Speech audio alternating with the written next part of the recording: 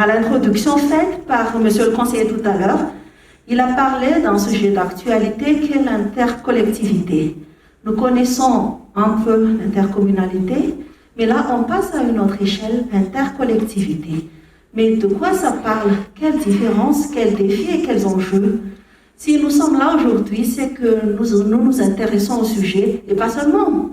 Nous croyons que c'est véritablement un outil qui peut permettre aux communes d'aller plus loin. Donc, pour mieux comprendre ce à quoi nous allons parler, j'invite tout de suite monsieur le directeur, monsieur le DCC, à nous parler de la décentralisation des principes et fondements à Madagascar et où en sommes-nous aujourd'hui. S'il vous plaît. Merci. Donc, bonsoir à tous. Oui, parler de décentralisation, ce que le langage public le disait toujours, c'est de comparer par exemple à des secteur santé, secteur... Et ceci, pour répondre, hein, merci Hira, c'est que déjà il faut comprendre que la décentralisation à Madagascar est un engagement constitutionnel. Madagascar, selon notre constitution, est un État avec des structures décentralisées. Ce n'est pas un secteur, c'est une politique publique, et ça ne date pas d'aujourd'hui, plusieurs années. Par contre, ce qui est, je pense, à comprendre que dans les termes de ce fondement de la décentralisation, nous avons, comme tout pays, essayé d'expérimenter, de voir. Il y a eu des moments à Madagascar, on est revenu même en arrière par rapport à la décentralisation pour mieux voir comment ça peut s'articuler. Et enfin, on a eu toutes ces séries de lois, je ne veux plus revenir là-dessus. En termes de fondement, la première des choses qui est quand même de bien savoir, c'est que on est en phase aujourd'hui sur un changement de paradigme sur la décentralisation. On avait aussi l'habitude de parler de décentralisation, déconcentration. C'est quoi? C'est la même chose? C'est quoi? Effectivement, cette notion, cette dualité, ce concept, on le verra tout à l'heure dans les présentations, précise bien que on ne peut pas faire de décentralisation sans déconcentration. C'est-à-dire que les deux, c'est comme le riz et l'eau, doivent aller ensemble.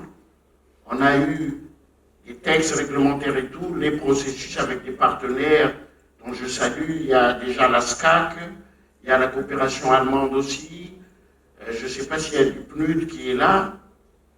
Plusieurs projets programmes se sont engagés, l'Union européenne, en appuyant le gouvernement, mais surtout ces collectivités à qui on doit transférer, je dis bien on doit transférer selon la loi organique 2014-018, la loi de base de la décentralisation, les compétences qui seront transférées à ces communes. Il y en a quelques-unes déjà, si je ne veux pas parler que l'état civil au niveau du ministère de l'Intérieur, qui a été transféré aux communes, et encore moins, il y a encore beaucoup de problèmes à régler. Je vois nos amis de la justice, de la cour d'appel, je vois qu'ils sont là, de dire qu'il y a encore beaucoup à faire, mais voilà le fondement, si on veut parler de fondement. La présentation, donc, comme je le disais tout à l'heure, c'était juste une petite introduction. On va aller tout de suite au vif du sujet. Nous avons depuis juin, juillet et homologué, validé en août, un cadre juridique après ce constat depuis toutes ces années que la décentralisation peine à s'installer. Il a fallu plusieurs ateliers, plusieurs conférences, et finalement, on est arrivé à dire, ok, il faut un changement de paradigme. il faudrait vraiment que l'on consacre des efforts multidimensionnels. Et c'est ça la lettre de politique de décentralisation émergente, selon une loi 2021-011 du 18 août 2021, qui précise qu'il faut changer, il faut aller plus en détail, il faut oser faire et relever les défis et les réaliser. Un mot que nous avons beaucoup retenu dans cette faire de la décentralisation le moteur de l'émergence de Madagascar, mais avec ça, c'était une déclaration du Premier ministre, chef du gouvernement, le 17 décembre 2019 au Carlton. La décentralisation n'est plus une option, mais une obligation. Ça dit son mot. Et donc, juste vous donner ce que j'ai expliqué tout à l'heure, ça, vous l'aurez les slides, hein. C'est pour vous dire, en ne parlant que de la Constitution, vous allez voir dans tous ces articles de la Constitution, c'est précisé les collectivités territoriales décentralisées. Hein, que nous verrons, ce sont des provinces, nous avons 6 provinces, nous avons 23 régions aujourd'hui, nous avons 1695 communes, dont 76 urbaines et le reste 1619 rurales. Tous ces articles-là sont la base constitutionnelle. Donc c'est une obligation constitutionnelle. Secondo, nous allons parler aussi, c'est un engagement de l'État, ce que j'ai dit. Dans la politique générale de l'État, c'est bien précisé que l'engagement numéro 12, autonomisation et responsabilisation de nos collectivités territoriales. C'est pour ça qu'on n'a pas précisé intercommunalité seulement. Les régions peuvent bien, aussi bien que les provinces, faire des relations intercollectivités. Mais plus facilement, donc, ce serait intercommunalité qui est le langage qui coule. L'autonomie, la responsabilisation, ça ne pourrait s'engager que s'il y a des réformes institutionnelles. Ça serait l'objet que nous allons voir. L'autonomisation, je disais, et la responsabilisation, il faut qu'on change, qu'on fasse des réformes. Nous allons voir dans les 6 axes de la lettre de politique de décentralisation émergente, c'est que tous les efforts doivent être faits à tous les acteurs qui accompagnent la décentralisation. La responsabilisation, comment? Tout ça va être vu tout à l'heure. Là, on voulait vous donner, parce qu'avant de parler que ce soit intercommunalité, interrégionalité ou interprovincialité, quels sont les constats globaux? Ils ne sont pas exhaustifs. Hein. Mais ça, pour nous donner une idée, beaucoup de constats, que ce soit pour les collectivités, les difficultés, les appuis conseils, nous avons énuméré pas mal de points là, ceux qui sont sortis de plusieurs ateliers, de plusieurs réflexions, pour dire que le socle est encore insuffisamment ancré. Et là-dessus, nous allons voir pour la suite, il y a 6 axes stratégiques. Le premier axe, c'est ce qu'on appelle les réformes institutionnelles et territoires. D'où l'idée de mettre en tête, l'intitulé, c'est la gouvernance territoriale. Le premier axe, j'ai dit, c'est la réforme institutionnelle et territoriale. De quel territoire on parle? Aujourd'hui, nous allons parler d'intercommunalité, mais il y a beaucoup de gens, beaucoup de partenaires, beaucoup de gens disent, oui, mais pour nous, le pays ne répond plus à ce que dit l'État. Ce sont les régions, les provinces, les communes. Il y en a qui disent, beaucoup. Ça peut être un pays, comme ce qui se passe en France. Ça peut être ethnique. Beaucoup de gens réfléchissent comme ça. Et de dire que, donc là-dessus, dans la réforme, l'axe stratégique numéro 1, Dans cette réforme, il faut voir, il y a des concertations régionales qui se font déjà dans toutes les 23 régions aujourd'hui. Il y aura une concertation nationale pour définir que pensent tous les acteurs et les populations dans les régions. Il faut plus standardiser les politiques.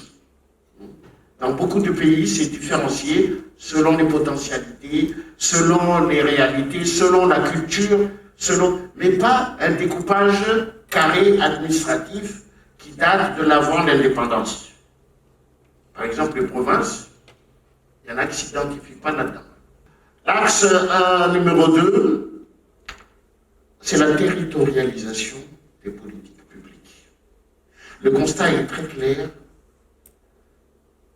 Là-bas, les gens dans les facultés ne comprennent pas quelle est la politique de l'État en matière de jeunesse, en matière d'éducation, en matière de santé. Et c'est pour ça, quelque part, on arrive à bien dire que c'est peut-être ça la cause des crises récurrentes à Madagascar. Les gens ne comprennent pas, l'État c'est eux. Après c'est les élus, le parlementaire, ils sont à côté, ils sont encore loin de nous. Et nous, on est quoi dedans? Les politiques publiques doivent être comprises par tous avec des langages transmis jusqu'au niveau de base, dans les hameaux, dans les villages. Quelle est la politique générale de l'État? Et quelles sont les politiques sectorielles? Est-ce que ça répond à notre besoin? Que pensent les gens d'Andouille par rapport aux gens de la Diana ou de la Sava, par exemple?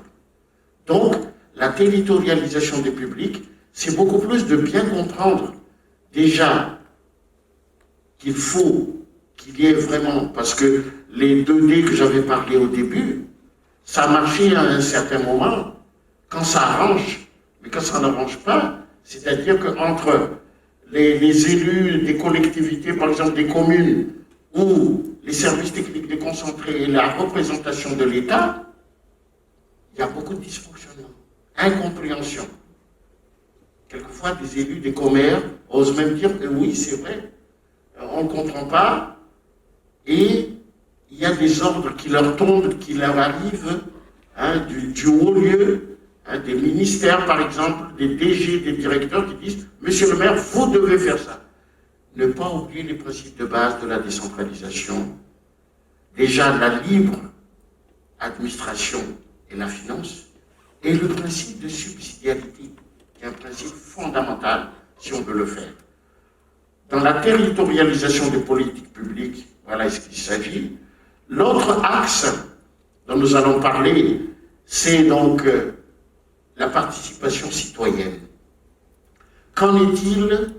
Nous allons voir tout à l'heure avec le DG qui va en parler, où on a eu beaucoup d'expérience. Madagascar est le premier pays en Afrique, on n'est pas toujours derrière, on est le premier pays à avoir expérimenté, après donc Rio de Janeiro au Brésil, le budget participatif. Il n'y a pas moins de 300 communes qui ont appliqué ce principe de budget participatif. Et finalement, on a dit, ok, si on établit ça dans des espaces de concertation, de dialogue, comme à travers les communes, pour s'intéresser à la chose publique, participer au développement de sa commune. Donc la participation citoyenne, ça peut se poser aussi dans beaucoup d'autres choses. C'est que, est-ce qu'il y a le contrôle citoyen de l'action publique? C'est dans la règle de l'art. Les élus doivent être interpellés aussi, pas seulement au niveau des parlementaires, mais jusqu'au niveau des communes, les conseillers. Ils sont là 4 ans durant un mandat. Est-ce qu'ils sont redevables? Est-ce qu'ils expliquent aux gens qu'est-ce qu'ils font? Donc, la participation citoyenne, si on résume, c'est toujours pour donner une idée comment intéresser toutes les catégories. Le plan communal de développement qui a évolué, plan de développement local intégré et inclusif, comment donner son apport à tous les acteurs au niveau. Le 4e axe dont on pourra parler, c'est le transfert des compétences, des pouvoirs au CTD. C'est-à-dire que le transfert doit se faire d'une manière à répondre effectivement aux besoins des territoires, le transfert de se faire l'appuyer par l'État et ses partenaires pour que les communes, les régions, aujourd'hui qui sont opérationnelles, puissent mieux s'exprimer, puissent mieux apporter dans le cadre donc de leurs activités, qu'il y ait ce transfert. Mais pas seulement ça, il y a aussi l'autre transfert dont il s'agit.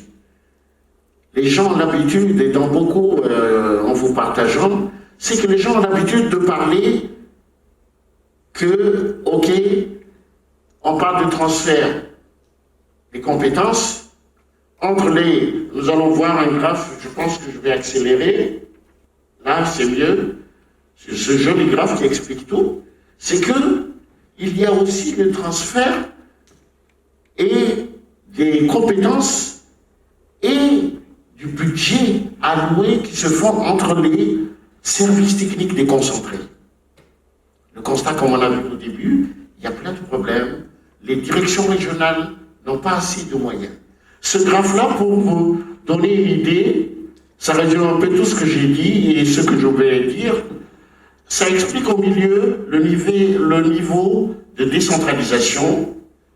Là-bas, c'est le démembrement des ministères, direction régionale, direction ou délégation dans les districts. Et ensuite, ici, c'est la représentation de l'État. Ce graphe explique qu'il faut qu'il y ait des corrélations entre ces niveaux pour parfaire. Et ça a démarré, mais ce n'est pas si efficace que ça. Voilà.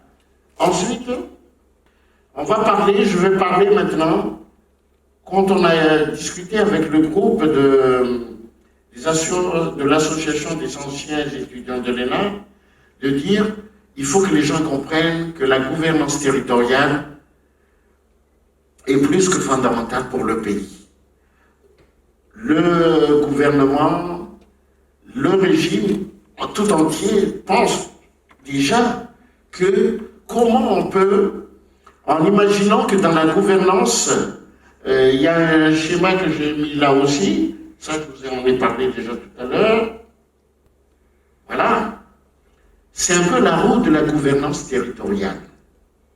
Nous avons l'État et ses démembrements, les services techniques déconcentrés, les collectivités, l'organisation de société civile, le secteur privé, le Parlement, Sénat et Assemblée nationale, qui ont tous un rôle. C'est la roue de la gouvernance territoriale. Il faut qu'il y ait cet esprit de voir comment nous allons voir les cadres juridiques. S'il faut réformer les textes, les lois, les décrets, l'application aussi, il faut qu'on voit que tous ces acteurs ont chacun leur contribution. Quand je dis privé, là, ne vous en faites pas, les PTF sont mis dedans aussi, avec le privé. Mais on peut séparer. Voilà. Et la modalité de collaboration doit être contractualisée. C'est ce qui n'a pas été fait jusqu'à maintenant. Comment il peut faire entre l'État et les collectivités, le contrat État et les régions, par exemple, ou État avec l'intercommunalité. Ça, c'est de soi que la contractualisation permettra dans notre phase d'aujourd'hui de développer.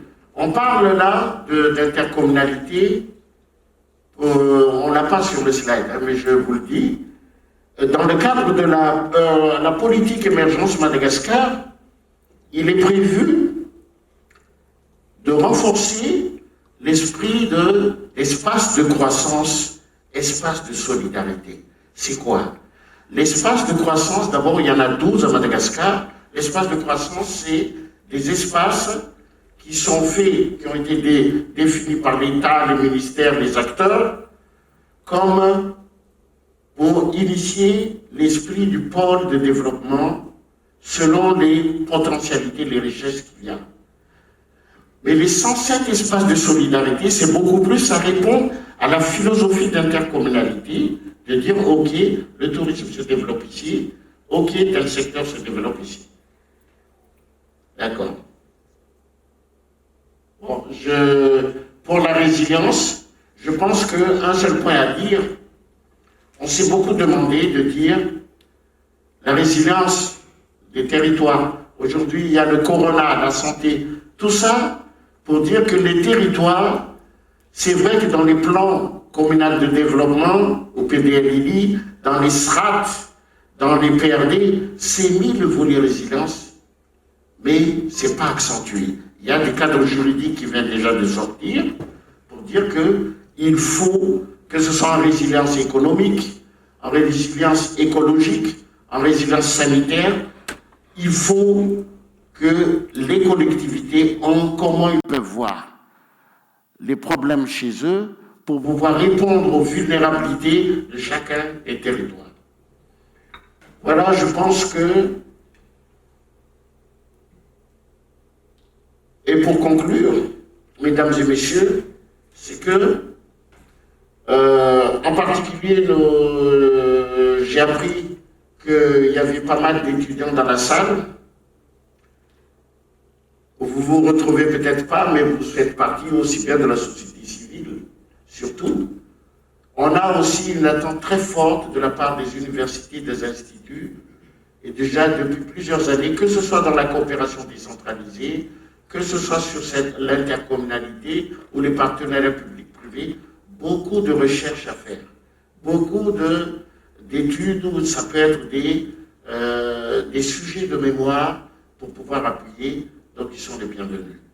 Et vraiment, moi, je suis désolé, j'ai dépassé le temps, la modératrice est déjà en train de me regarder. Merci, Elam.